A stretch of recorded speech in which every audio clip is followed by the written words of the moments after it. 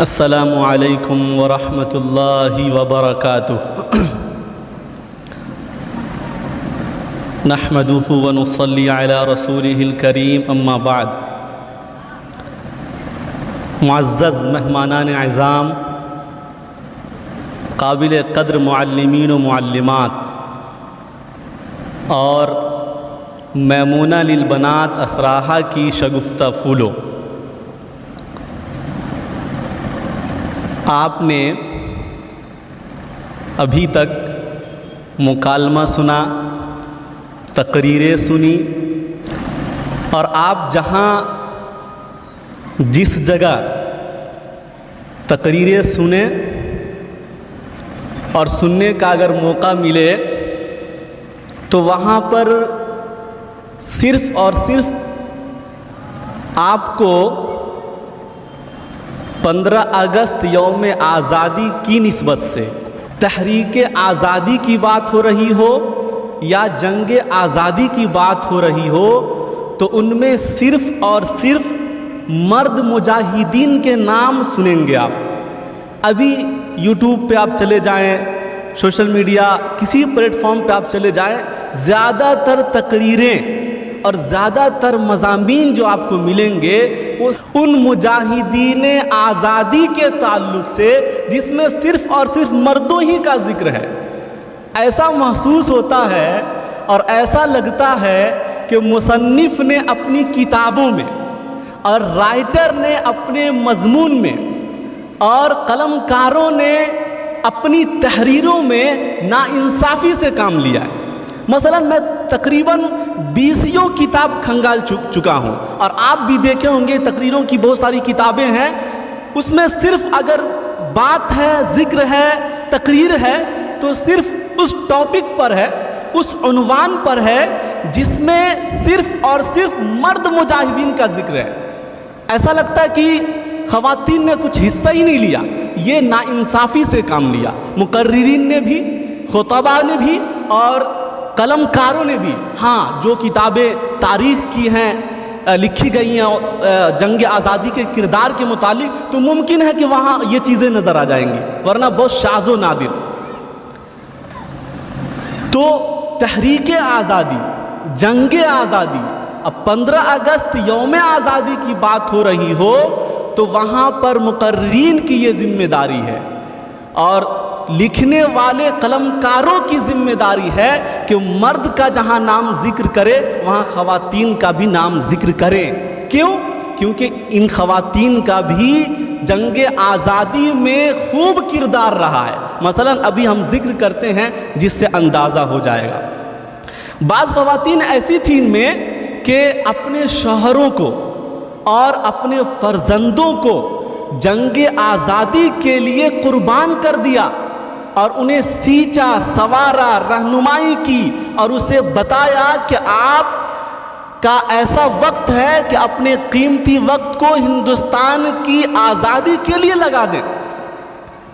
بعض خواتین ایسی تھی کہ اپنی تقریروں سے اپنے فوجیوں کو للکارتی تھی، بعض خواتین اپنی شاعری کے ذریعے سے مردوں کو للکارا ہے، اب بعض خواتین تو ایسی تھی کہ مرد جیسا لباس پہن کر کے میدان کارزار میں اتری، بہت سے مردوں کے سر کو قلم کر دیا، لیکن ذکر نہیں ہے۔ خاتون کو خاتون کی بہادری، جرأت مندی اور اس کی کارکردگی کا علم نہ ہو تو افسوس کی بات۔ مرد اپنے بارے میں تو ذکر کر رہا ہے کہ فلاں نے یہ کارنامہ انجام دیا، اور یہ بہت سارے ناموں کا ذکر ہے، لیکن خواتین کا نام نہیں آتا۔ ایک نام ہے اسی جنگ آزادی میں جو سر فہرست ہے، جھانسی کی رانی لکشمی بائی کا، شاید پہلی مرتبہ آپ نام سن رہے ہوں گے۔ اس کی وجہ یہ کہ کوئی خطاب نہیں کرتا، کوئی تقریر نہیں کرتا، کوئی بتاتا نہیں ہے، تحریریں نہیں ملتی، تو ایک ہے جھانسی کی رانی لکشمی بائی کا نام آتا ہے۔ ان کے شوہر کا انتقال ہو گیا تو انگریزوں نے جھانسی کو قبضہ کرنے کی کوشش کی اور حملہ کیا، فوج کو بھیج دیا، لیکن اور اس وجہ سے یہ کیا کہ وہ لاولد ہیں، جھانسی کی رانی لکشمی بائی لاولد ہیں، تو یہ حکومت نہیں کر سکتی، یہاں اپنا قبضہ نہیں جما سکتی، لوگوں کو ڈیل نہیں کر سکتی، رہنمائی نہیں کر سکتی، تو انگریزوں نے قبضہ کرنے کی کوشش کی۔ لیکن بڑی بہادری کے ساتھ لکشمی بائی نے انگریزوں کا مقابلہ کیا۔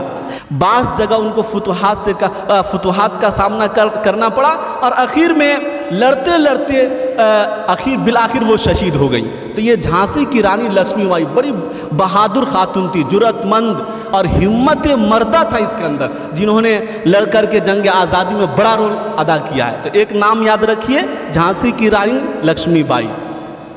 آگے تحریک آزادی کے جد و جہد میں ایک بڑا نام آتا ہے بیگم حضرت محل کا۔ بیگم حضرت محل کا، اور ان کے شوہر ہیں واجد علی شاہ۔ ان کی حکومت تھی اودھ میں، یعنی لکھنؤ میں، ریاست اودھ میں ان کی حکومت تھی۔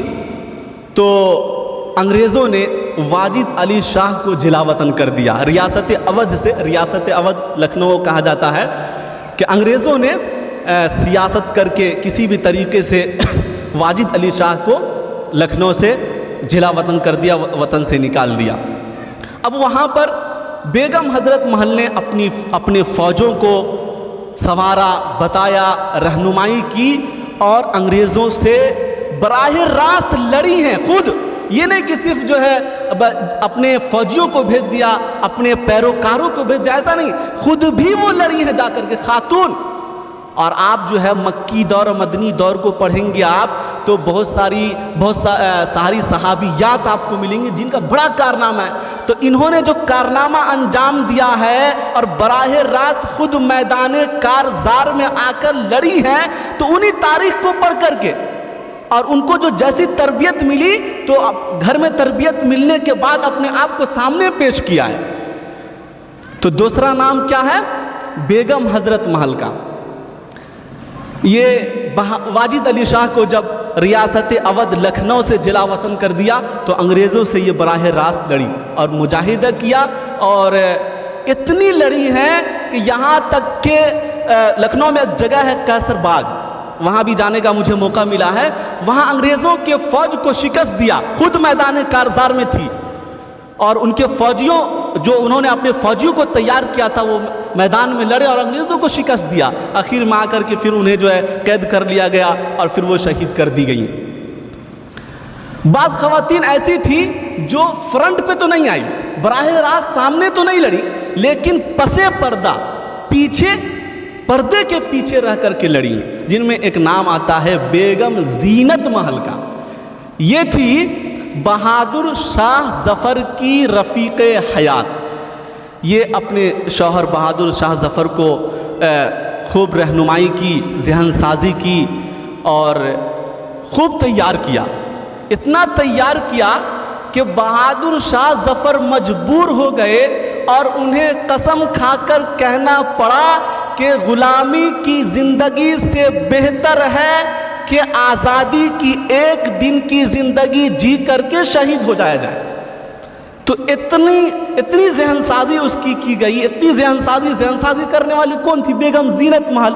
تو انہوں نے قسم کھایا کہ ٹھیک ہے، میں قسم کھاتا ہوں کہ اب غلامی کی زندگی مجھے پسند نہیں، اب لڑوں گا میں۔ آپ بھی تیار ہو جائیے، تکلیفیں برداشت کرنے کے لیے آپ بھی تیار ہو جائیے اور جھیلیے۔ لہٰذا وہ بہادر شاہ ظفر لڑے میدان کارزار میں، جنگ آزادی کے موقع پر انہوں نے خوب محنتیں کی اور جتنا ہو سکا انگریزوں سے انہوں نے مجاہدہ کیا اور لڑا، یہاں تک کہ جو ہے انہیں بھی جلا وطن کر دیا گیا اور جلا وطن کر کے رنگون بھیج دیا گیا انہیں۔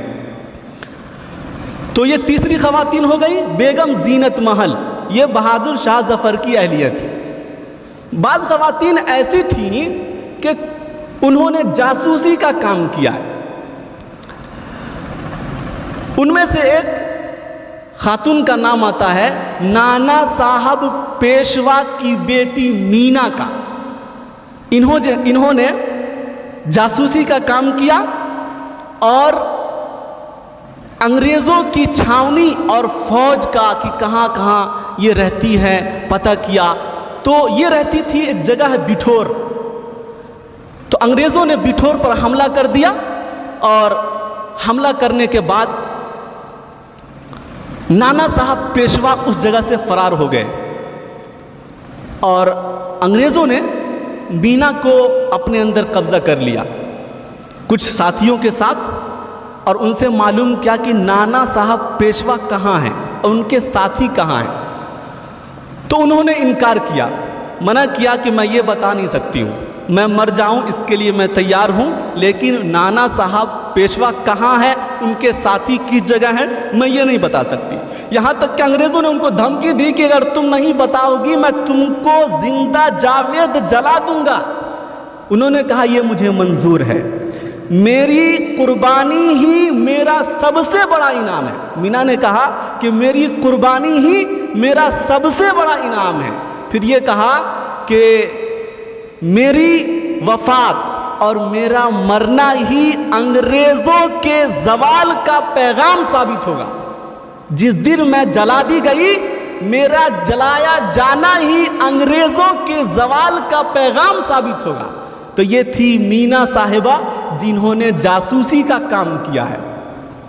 एक खातून का तज़किरा और आता है अजीज़न बाई, ये भी जासूस थी, ये बड़ी हसीन थी, गुलकार थी। ये इनका काम क्या था, जासूसी करती थी और तातिया टोपे से इनकी मुलाकात हुई तातिया टोपे से। तो तातिया टोपे ने अजीज़न बाई के लड़के को जो काम सौंपना चाहिए तातिया टोपे को, तो इन्होंने अजीज़न बाई को सौंपा कि आपको ये जासूसी का काम करना है। जासूसी करते करते अंग्रेज़ों की फौजी छावनी के पास ये पहुंच गई। अब चूँकि हसीन थी, गुलकारा थी, तो वहाँ जो है ये रक़्सो सुरूर की महफिलें मुनअक़िद करती थी अजीज़न बाई। फौजी छावनी जहां अंग्रेज़ों की कायम थी उस जगह जाकर पहुंची और वहां रक़्सो सुरूर की महफिलें कायम करती थी, और उसमें अंग्रेज़ फौजी जो है उसके रक़्सो सुरूर में बह जाते थे, उसी में मुलव्विस हो जाते थे, और वो चुपके से फौजी के ज़रिए से अंग्रेज़ों की साजिश को मालूम करती थी। अजीज़न बाई ये खातून ऐसी थी। एक मरतबा जंग हो रही थी, तो ये जो मुसीबत ज़दा लाचार जो गिरे पड़े थे, खून से आलूद थे, उनकी जाकर देखभाल कर रही थी अजीज़न बाई। अंग्रेज़ों ने देख लिया कि तो वही खातून है जो मेरे पास आती है, रक़्सो सुरूर की महफिलें कायम करती है। जाकर के उसे फ़ौरन पकड़ा और फिर उसको जो है भेज दिया जेल। तो ये खातून थी अजीज़न बाई, इन्होंने भी जासूसी का काम किया है। आप नाम सुने होंगे मौलाना मोहम्मद अली जौहर और मौलाना शौकत अली, ये दोनों भाई हैं, इनको अली बिरादरान कहा जाता है। इनकी वालिदा का नाम है आबादी बानो, इन्हें बी अम्मा के नाम से जाना जाता है। आबादी बानो इनकी वालिदा का नाम था, दोनों भाई के वालिदा का नाम था, और इन्हें आबादी बी अम्मा के नाम से जाना जाता है। तो इन्होंने भी अपने दोनों बच्चों को इतना संवारा है, इतना सींचा है, और इतना जंग की उमंग और आज़ादी की उमंग पैदा किया है कि इन दोनों भाइयों की भी बड़ी कुर्बानी है। मुजाहिदीन आज़ादी में नाम इन दोनों भाइयों का भी बहुत आता है। तो कौन इन दोनों को संवारने वाली और जंग आज़ादी की उमंग भरने वाली कौन थी? ये बी अम्मा थी, जो ख़वातीन का किरदार रहा है। और वालिदा जब किसी की बहादुरा जुरतमंद होती है, जवां मर्दी होती है, तो अपने बच्चों को से बड़ा काम लेती है वो। इसी तरीके से अमजदी बेगम, ये मौलाना मोहम्मद अली जौहर की अहलिया थी। अमजदी बेगम का नाम आता है, ये मौलाना मोहम्मद अली जौहर की अहलिया थी।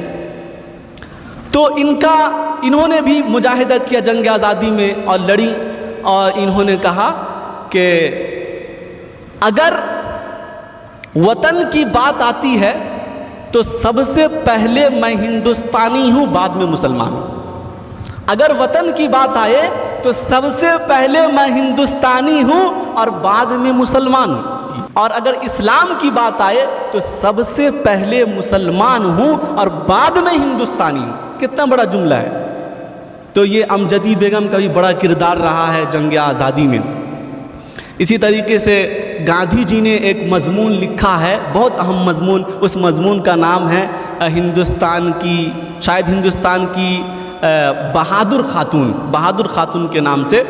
تو ایک امجدی بیگم کا نام ذکر کیا اور 3 خاتون اور ہے جس کا نام ذکر کیا ہے. وہ 3 خاتون یہ ہے، مولانا حضرت موہانی نے اس تعلق سے کہا ہے کہ بیگم حضرت موہانی اور بیگم آزاد یعنی مولانا ابوالکلام آزاد کی اہلیہ اور کملا نہرو، یہ 3 خاتون کا ذکر کیا ہے جنگ آزادی میں، جو بڑی بہادرہ تھی، بڑی جرأت مند تھی. انہوں نے بھی بہت مجاہدہ کیا. اور مولانا حضرت موہانی نے کہا بیگم آزاد اگر نہ ہوتی تو زیادہ سے زیادہ مولانا ابوالکلام آزاد یا البلاغ اور الہلال نکالتے رہتے. اسی طریقے سے اگر جواہر لال نہرو کی اہلیہ نہ ہوتی تو زیادہ سے زیادہ یہ ایک عمدہ بیرسٹر ہوتے، اس سے زیادہ کچھ نہیں ہوتے. تو ان تینوں کا بھی بہت بڑا کردار ہے جنگ آزادی میں. اسی طریقے سے آگے بڑھیے تو کستوربا گاندھی، یہ کیا کہتے ہیں، گاندھی جی کی اہلیہ تھیں کستوربا گاندھی. تو انہوں نے بھی گاندھی کے ساتھ بہت بڑا کارنامہ انجام دیا، ان کا ساتھ دیا. جنگ آزادی کی جتنی تحریکیں چلی، جلسے جلوس ہوئے اور تحریکیں جتنی بھی چلی انہوں نے ساتھ دیا ان کا، کستوربا گاندھی نے. اسی طریقے سے خاتون کا ذکر آتا ہے سروجنی نائیڈو.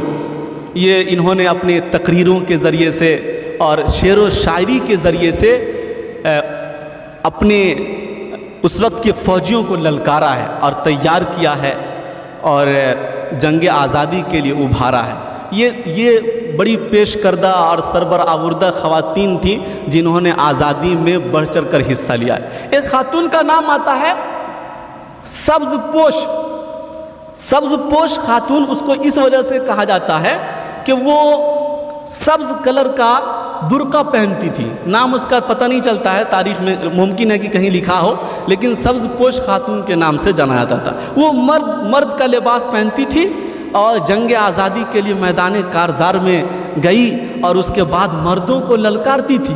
ایسا للکارتی تھی کہ تمام کے تمام فوجی انگریزوں پر ٹوٹ پڑتے تھے اور خود وہ تلوار اور بندوق لے کر گھوڑا پر سوار ہو کر کے کتنے فوجیوں کی گردنوں کو قلم بند کر دیا.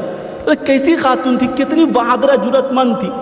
آج آپ سے کہہ دیا جائے کہ فلاں کام کر لیجئے، ہم سے یہ نہیں ہوگا.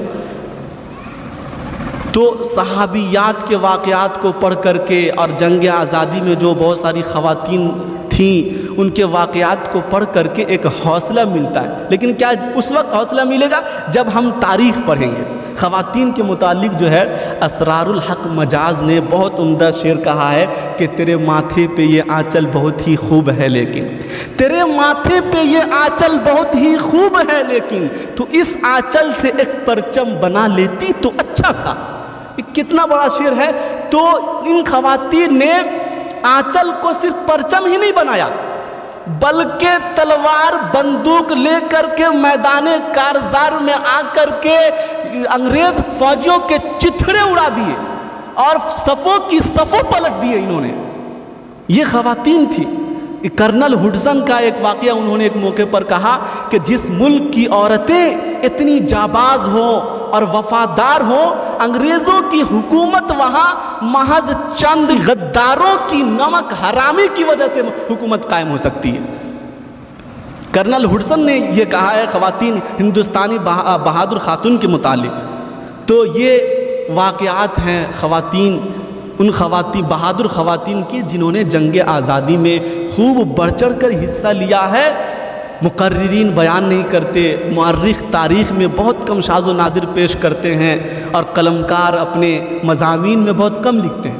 اس کو مرد پڑھے نہ پڑھے، خاتون کو تو پڑھنا فرض ہے تاکہ اس کو اپنے واقعے کے متعلق، مرد تو اپنے بارے میں ذکر کر رہا ہے، بتاتا ہے کہ مرد نے یہ کام کیا وہ کام کیا، تو ایک شعر بھی انہوں کو سنا دینا چاہیے کہ وجود زن سے ہے تصویر کائنات میں رنگ، وجود زن سے ہے تصویر کائنات میں رنگ، اسی کے ساز سے ہے زندگی کا سوز درو.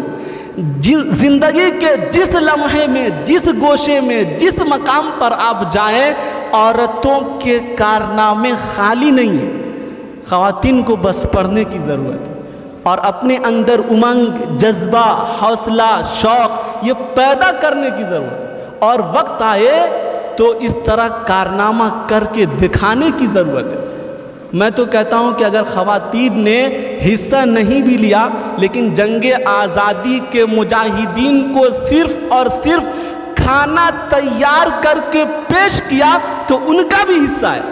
اگر مجاہدین آزادی کو کھانا تیار کر کے پیش نہ کیا جاتا، کیا وہ لڑ پاتے؟